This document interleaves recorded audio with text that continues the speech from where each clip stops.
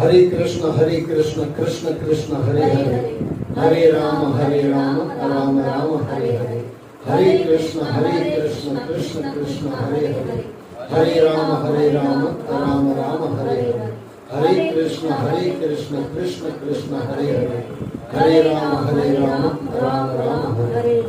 आइए रोज वाली प्रार्थना गुरुओं के चरणों में करें। हम जीवन में सफल हैं, जीवन को सफल करें। इसी प्रार्थना के साथ सीधा सत्संग में प्रवेश करें। एक बार जय जय श्री राधे, जय जय श्री राधे, जय जय श्री राधे। श्रीमद् भागवत पुराण आज तीसरे स्कंद में प्रवेश कर रहे हैं।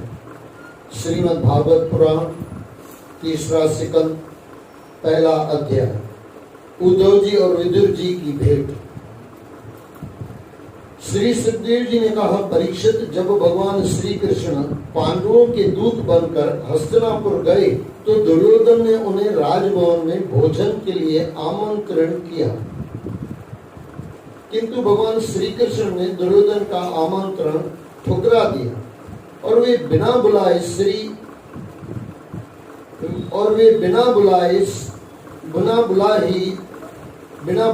श्री विदुर जी के घर को अपना घर समझकर उनके वहां चले गए। इससे महात्मा विदुर बहुत प्रसन्न हुए। उन्होंने अश्रु पूरित आंखों से, यानी रोते हुए प्रेम वाले आंखों से श्री कृष्ण का भक्ति भाव से स्वागत किया। श्री कृष्ण जी ने विदुर जी को समझाकर महाराज धृतराष्ट्र के पास भेजा। श्री कृष्ण जी ने विदुर जी को समझाकर महाराज धृतराष्ट्र के पास भेजा, परंतु धृतराष्ट्र अपने पुत्र मोह में इतने अंधे हो रहे थे कि उन्होंने दुर्योधन द्वारा किए गए सभी अत्याचारों को अनदेखा कर दिया। लाक्षागृहदाह में पांडवों को जलाकर मार डालने का प्रसंग, कपट दूत में शकुनी द्वारा पांडवों को हराना और भरी सभा में द्रौपदी को अपमानित करने का प्रसंग, शल से पांडवों को दूत की क्रीड़ा यानी जुआ में क्रीड़ा में हराकर उन्हें 12 वर्ष का वनवास और 1 वर्ष का अज्ञातवास देने का प्रसंग, सभी कुछ उन्होंने बुला दिया। विदुर की नीति पूर्ण वचन भी धृतराष्ट्र को सद्बुद्धि नहीं दे सके। धृतराष्ट्र के ऊपर कटाक्ष कर दिया। क्या किया? विदुर के नीति पूर्ण वचन भी लगा दिया।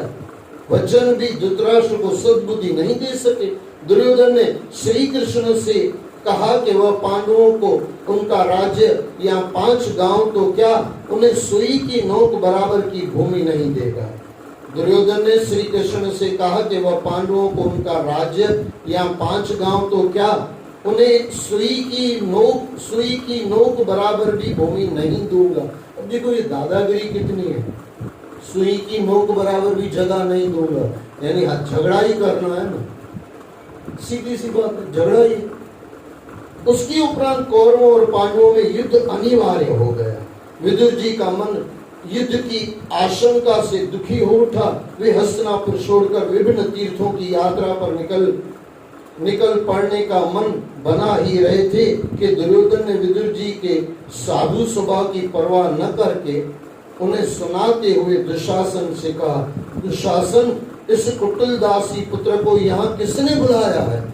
अब ये परिवार का, इसका बाप का भाई है, परिवार का काका है, उसको दासी पुत्र करके कहना, लेकिन ये दुर्योधन ही कर सकता है, ये दुर्जन आदमी कर सकता है, सज्जन आदमी ये नहीं करेगा। इस कुटिल दासी पुत्र, अभी है कुटिल खुद, और बोलता है उसको, इस कुटिल दासी पुत्र को यहाँ किसने बुलाया है? यह जिसके टुकड़े खाकर जीता है, उन्हीं के प्रतिकूल होकर शत्रु का पक्ष लेता है। जी चाहता है कि इसके प्राण ले लो, किंतु तुम इसके प्राण तो मत लो, परंतु इसे हमारे नगर हस्तिनापुर से बाहर निकाल दो। अपने भाई धृतराष्ट्र के सामने ऐसे कठोर वचन। अच्छा, ये थोड़ा यहाँ पे थोड़ा सोचना, कई माताएं कई भाई मुझे कहते हैं हम लोग सत्संगी, हमारे साथ ही परिवार ऐसा क्यों करता है? अब विदुर जी से शुद्ध हो सकते हो क्या? विदुर जी से अच्छे हो सकते हो क्या? भीष्म पितामह जैसे इतने अच्छे हो सकते हो क्या? न मैं हो सकता हूँ, न आप हो सकते हो। भीष्म पितामह की कौन सी दुर्योधन इज्जत करता था? हाँ हाँ, जितने भी संत है, जब तक संसार, एक बार फिर याद रख लो, जब तक संसार हमको तपाएगा नहीं, तो हम तपेंगे कैसे और पाएंगे कैसे? तपाया तह पाया, नहीं तो नहीं पाया। अपने भाई धृतराष्ट्र के सामने ऐसे कठोर वचन सुनकर, अपने भाई धृतराष्ट्र के सामने ऐसे कठोर वचन सुनकर विदुर जी का हृदय आहत उठा। धृतराष्ट्र को चुपचाप बैठे देखकर वे दुखी हो उठे। धृतराष्ट्र पास में बैठा हुआ था, उसके सामने बोला जा रहा है, और बिना कुछ कहे राजमहल से निकलकर चले गए। ये है संतपना, निकलकर चुपचाप चले गए, कुछ बोला नहीं। फिर वे एक पल के लिए भी हस्तिनापुर में नहीं रुके और अपने राजसी वस्त्र और अस्त्र शस्त्र राजभवन के द्वार पर रखकर चुपचाप हस्तिनापुर से चल दिए।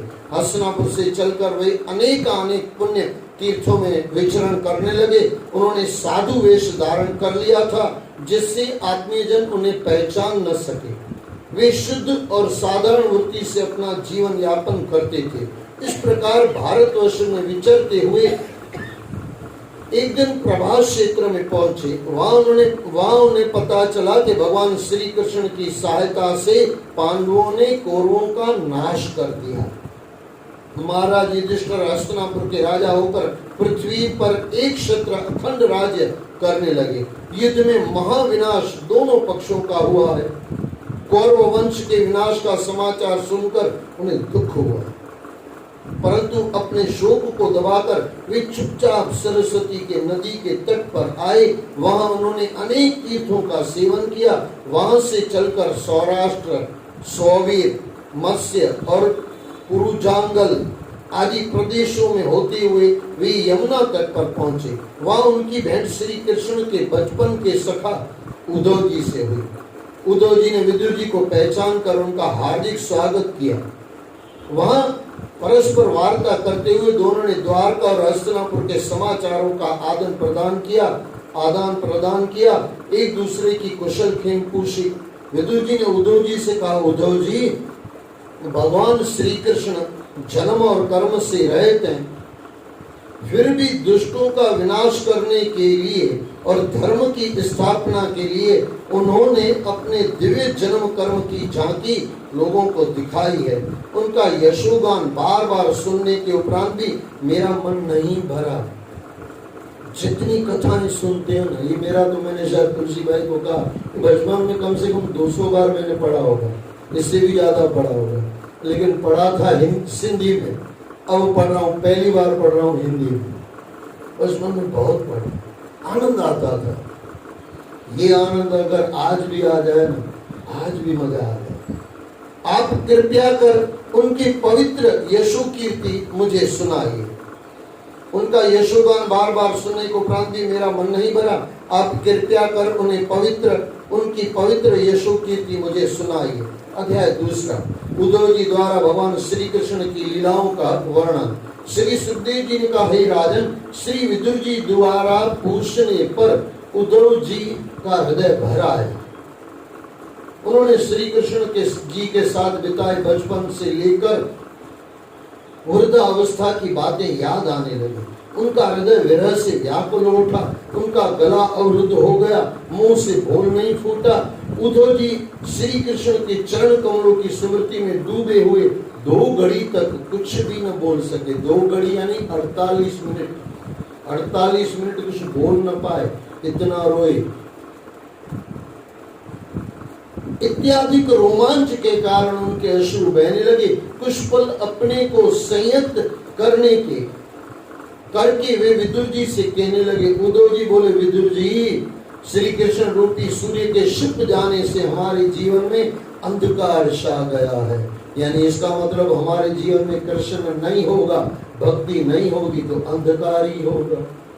उद्धव जी के जीवन में अंधकार है, हम तो उससे बहुत गए गुजरे। हम श्रीहीन हो गए। यह मनुष्य लोक बड़ा अभागा है। देखो कितनी निराशा है श्री कृष्ण जाने के बाद। हमारे जीवन में भी निराशा ही है। कहाँ आशा की कोई किरण है क्या? कुछ नहीं। हम श्रीहीन हो गए। ये मनुष्य लोक बड़ा अभागा है जो उसके भगवत स्वरूप को नहीं पहचान पाया। विशेषकर यदुवंशी को बड़े भाग्यहीन है। श्री कृष्ण यदुवंशी है, इसके लिए उनके कुल के लिए कहा गया। विशेषकर यदुवंशी को बड़े भाग्यहीन है जिन्होंने निरंतर श्री कृष्ण के साथ रहते हुए भी उन्हें नहीं पहचाना।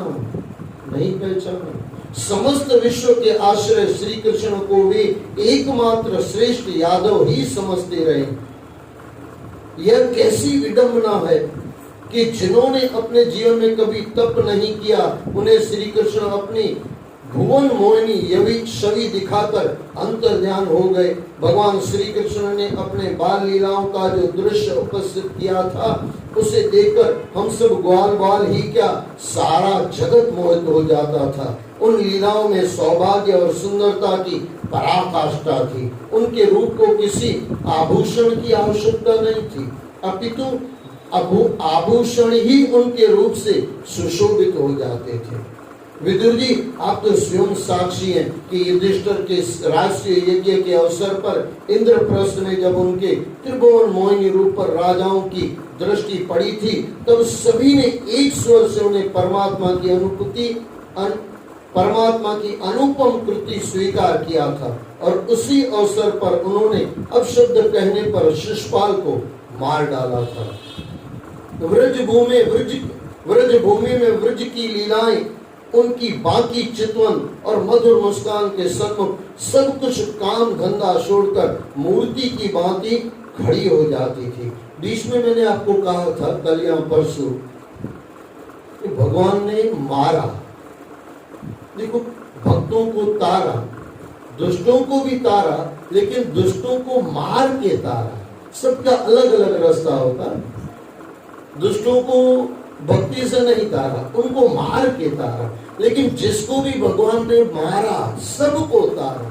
फिर वो भगवान राम हो, भगवान कृष्ण हो, अरे भगवान हमारे शंकर क्यों न हो, जिसने भी दुष्टों को, जितने भी दुष्टों को मारा सबको तार दिया। ये तो दयालु है परमात्मा। उसके लिए क्या पापी क्या धर्म, सब एक जैसे हैं। अजन्य होकर भी उन्होंने वासुदेव जी के यहाँ देवकी की कोख से जन्म लिया और सभी को अभय देने वाले होकर भी वे 11 वर्ष तक गोकुल में ग्वाल बालों के मध्य में छिपे रहे। वस्तुतः उन्होंने पृथ्वी से दुष्टों का भार हटाने के लिए अपने जन्म लेने की लीला की थी। उनसे पहले शेषावतार बलराम जी को वे रोहिणी के गर्भ से ब्रजमंडल में भेज चुके थे। उनके जन्म लेते ही कंस के बंदी गृह के द्वार खुल गए थे और रक्षक सो गए थे। वासुदेव कृष्ण जी भादो मास की अष्टमी के दिन उस भयानक काल रात्रि में धरती पर अवतरित हुए थे। देखो, काफी बार मैंने आपको कहा अवतरित यानी अवतार लेना। जन्म मजबूरी में होता है, अवतार आनंद से होता है। आनंद देने के लिए आनंद से होता है। कंस को भय था कि उसकी बहन के गर्भ से जो पुत्र होगा वह उसका काल होगा। इसी भय से उसने वसुदेव और देवकी को बंदी गृह में डाल रखा था और वह एक एक करके देवकी के 6 संतानों को पत्थर की शिला पर पटक कर मार चुका था। उससे हर समय अपनी मृत्यु का भय बना रहता था। विदुर जी, आप तो जानते ही हैं कि वसुदेव जी किस प्रकार उस भयानक काली रात में उमड़ती हुई यमुना को पार कर श्री कृष्ण को यशोदा की गोद में डाल आए थे और किस प्रकार कंस ने वहम और भय के कारण व्रज के नवजात शिशुओं की हत्या करानी प्रारंभ की थी, परंतु श्री कृष्ण का वह कुछ भी नहीं बिगाड़ सका था। उसने पूतना नामक राक्षसी को उसके स्तनों में विष लगाकर गोकुल भेजा, पर कृष्ण ने उनका स्तनपान करके उसे धाई का पद दिया और उसकी प्राण अपने होठों से खींच लिए। उस परम दयालु श्री कृष्ण के अतिरिक्त ऐसा कौन है जो अपने वध को आए हुए व्यक्ति को ऐसी परम गति प्रदान करे। मारने आई थी पूतना, तार दिया बाबा ने भाई। अभी मैं आपको कह के आया, जिसको भी मारा ना सबको तारा। दुष्ट परमात्मा के सामने दुष्ट होता नहीं है, मारते समय उसको दुष्ट लगता है, मारने के बाद भाई आ जा, ईश्वरन सजीव अविनाशी, अपना ही है, मिला लो अपने में। विदुर जी, श्री कृष्ण की जब बातें याद आती है, विदुर जी श्री कृष्ण की जब बातें याद आती है तो मेरा मन व्यथित हो जाता है। ऐसा कौन पुरुष है जो उनके चरण कमलों की एक बार छवि देखने को उपरांत उन्हें भुला सकता है। महाभारत के युद्ध में जिन योद्धाओं ने उन्हें अपने नेत्रों से देखा था, वे सभी अर्जुन के बाणों से बिंदकर परम गति को प्राप्त कर गए थे। उस दिन मैंने आपको बोला था, इसके लिए सामने आए थे। भीष्म पितामह भी युद्ध करने इसके लिए आए, क्योंकि सामने दर्शन होगा, दर्शन की लालसा है। झगड़ा करना पड़े तो कर लेंगे, लेकिन कृष्ण का दर्शन करेंगे, ये है लालसा। स्वयं श्री कृष्ण तीनों लोकों के स्वामी, वे स्वतः सिद्ध ऐश्वर्य से सर्वदा पूर्ण काम है, परंतु उनकी लीला देखिए कि एक और वे कंस का वध करते हैं और दूसरी ओर काल यवन के पराक्रम से घबराकर मथुरा छोड़कर द्वारकापुरी भाग जाते हैं। इतने बड़े कंस को मार दिया, और ये सब लीला है, खेल है इनके। और रण छोड़ कहलाना पसंद करते हैं।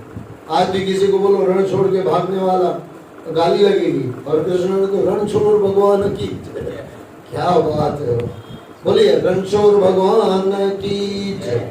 उनकी अद्भुत नीतियों से भला कौन पार सकता है, उनकी अद्भुत नीतियों से भला कौन पार पा सकता है। मैं तो उन असुरों को भी उनका भक्त समझता हूँ, जो वैर भाव के कारण हर समय उन्हीं का ध्यान करते रहते हैं।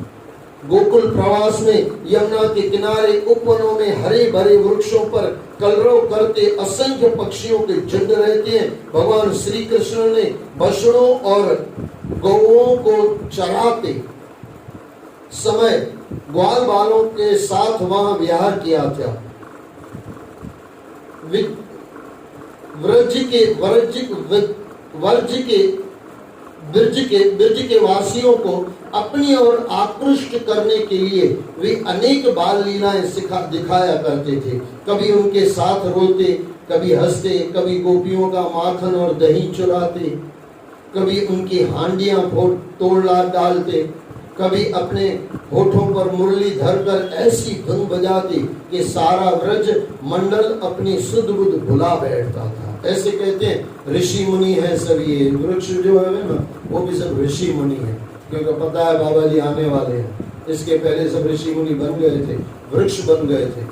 कंस ने उन्हें मारने के लिए मनमाना रूप धारण करने वाली कितनी ही मायावी राक्षस वहां भेजे, पर कृष्ण ने देखते देखते उन्हें मार डाला। यमुना किनारे कालिया नाग ने जल में विष घोल दिया था, उसे पीकर कितने ही ग्वाल बाल अचेत हो गए थे। कृष्ण ने कालिया नाग का वध करने के लिए लीला रची। खेलते समय अपनी गेंद काली दह में फेंक दी, फिर उसे निकालने के बहाने वे यमुना में कूद पड़े और कालिया नाग को नाथ कर ही वे बाहर आए। गोवर्धन पूजा के लिए उन्होंने इंद्र की पूजा बंद कर दी। इंद्र ने कुपित होकर ब्रज भूमि को जल में डुबो देने के लिए भयानक जल बरसाया। भगवान श्री कृष्ण ने देखते ही देखते गोवर्धन पर्वत को क्षत्रिय की भांति अपनी उंगली पर उठा लिया और ब्रजवासियों तथा पशुओं की रक्षा की। इंद्र का मान मर्दन किया। चांदनी रात में जब मुरली के मधुर स्वरों के मध्य वे गोपियों के साथ रास क्रीड़ा करते हैं, तब जो दृश्य सामने होता है वह नैनाभिराम होता है, यानी नैनों को आराम आ जाता है। विदुर जी, आप में और मैं आपसे क्या कहूँ, स्वयं मुझे जिस निराकार, मैं अभी कह ही रहा था विदुर जी, और मैं आपसे क्या कहूँ, स्वयं मुझे जिस निराकार ईश्वर के ज्ञान का बड़ा अहंकार हो गया था विदुर जी को। गोपियों ने सब अहंकार भगा दिया था। ये विदुर जी को याद आ रहा है, क्योंकि निराकार का परमात्मा मानने वाला था और गोपियों साकार का मानने वाले उद्धव जी। हाँ, विदुर जी, उद्धव जी बता रहे हैं विदुर जी को, उद्धव जी माफ करना विदुर जी, और मैं आपसे क्या कहूँ, उद्धव जी कह रहे हैं विदुर जी को, और मैं आपसे क्या कहूँ, स्वयं मुझे जिस निराकार ईश्वर के ज्ञान का बड़ा अहंकार हो गया था, एक बार कृष्ण ने गोपियों का हाल चाल पूछने के लिए मथुरा से ब्रजभूमि वृंदावन व गोकुल भेजा। मैंने वहां पहुंचकर उन्हें निराकार ब्रह्म का उपदेश देना चाहा और उनसे कृष्ण को भूल जाने के लिए कहा, परंतु गोपियों के माधुर्य भाव के सामने मेरा सारा ज्ञान उनके प्रेम अश्रुओं में बह गया और मैं लुटा पिटा सा वापस लौट आया। लुटा पिटा लगता है लेकिन सब पाके आया। पहले ब्रह्म में मानता था, फिर कृष्ण में मानने लगा, और कृष्ण में मानने वाला माला माल हो जाता है। उस समय कृष्ण की मंद मंद मुस्कान में मेरा सारा अस्तित्व बर्फ की भांति पिघल गया। अध्याय 2 समाप्त हुआ।